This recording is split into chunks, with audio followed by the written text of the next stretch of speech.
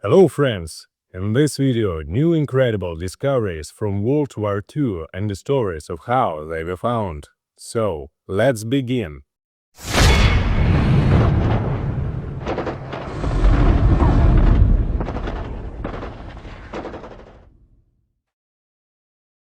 Friends, we highly recommend subscribing to our second channel, WW2 Metal Detecting.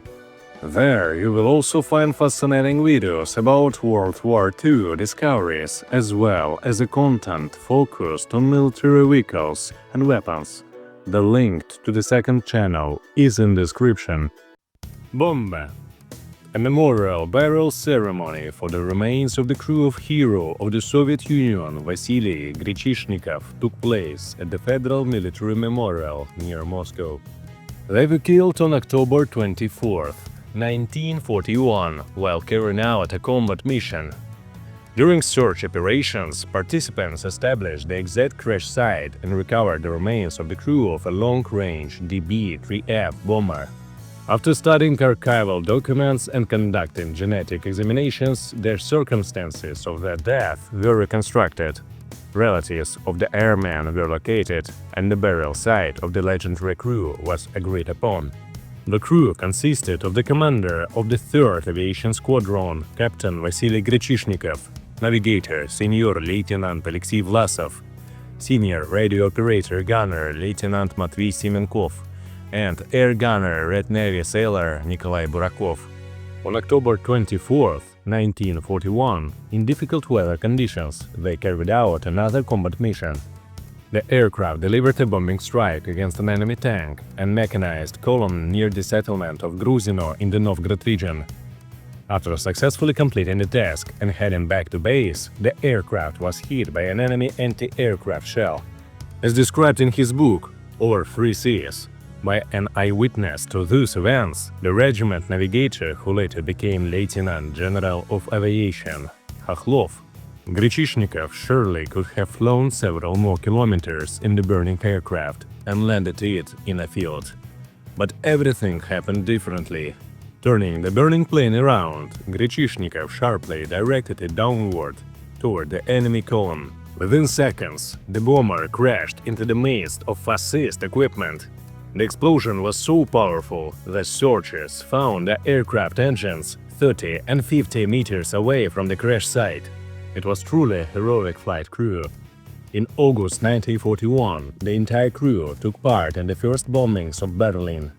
It was precisely for carrying out these extremely difficult combat missions that Captain Vasily Grechishnikov was awarded the high title of Hero of the Soviet Union on August 13, 1941. Navigator Senior Lieutenant Alexander Vlasov and Communications Officer Lieutenant Matvey Semenkov were awarded the Order of the Red Banner. The crew of Vasily Grechishnikov completed dozens of combat sorties, delivering bombing strikes against the port of Mamel, the Finnish airfields of Lahti and Lapirenta, and military factories in the city of Turku. They bombed German crossings on the Daugava River and the port of Kotka in the Gulf of Riga. German soldiers' treasure. Many searchers, when they find a German gas mask canister, hope to discover valuables inside. Items that Nazis took from residents of occupied territories. Usually, only a gas mask or personal belongings are found inside. But sometimes fortune smiles on treasure hunters. Several years ago, 2 searchers from Russia discovered a real treasure of gold and silver. After opening a German gas mask canister, they found gold and silver jewelry inside, as well as coins from Tsarist Russia. Most likely, the German soldier had been looting, collecting valuables from the fallen or taking them from local residents, until he himself was killed by Red Army soldiers. After the war, many such gas masks lay scattered across former battlefields, and no one thought to look inside. The valuables remained buried in the ground for decades until they were discovered by searchers with metal detectors. German tractor. Searchers in the forests of the Smolensk region discovered a destroyed German SD KFZ WW11 tractor. It was a half-track artillery tractor from the Second World War. It could transport 8 soldiers, carry a load of 1,550 kilograms, and tow a trailer weighing up to 3,000 kilograms. It was often used to tow a 10.5 cm howitzer, as well as 15 cm and 21 cm naval warfare rocket mortars. The searchers spent an entire day extracting all the parts from the ground. They suggested that the vehicle had been destroyed by Red Army artillery or aviation and was therefore abandoned. The team plans to hand over all recovered parts to military vehicle restorers. Il-2.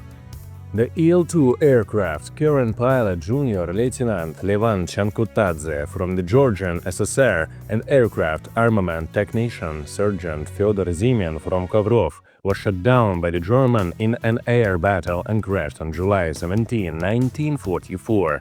The wreckage of the attack aircraft and the remains of the pilots were found 77 years later, in June 2021, in a swamp in the Pskov region.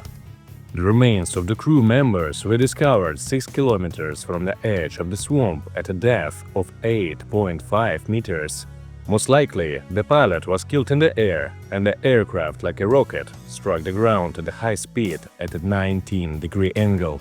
This is indicated by the pierced pilot's helmet and the great depth at which the aircraft's parts were found.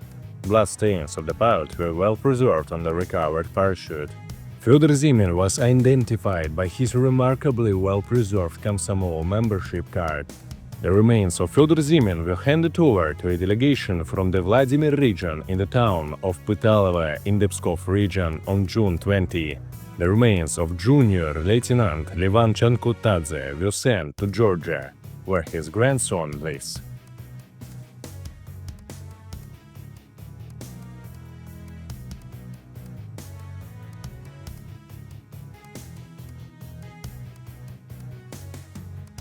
That's all for today, friends.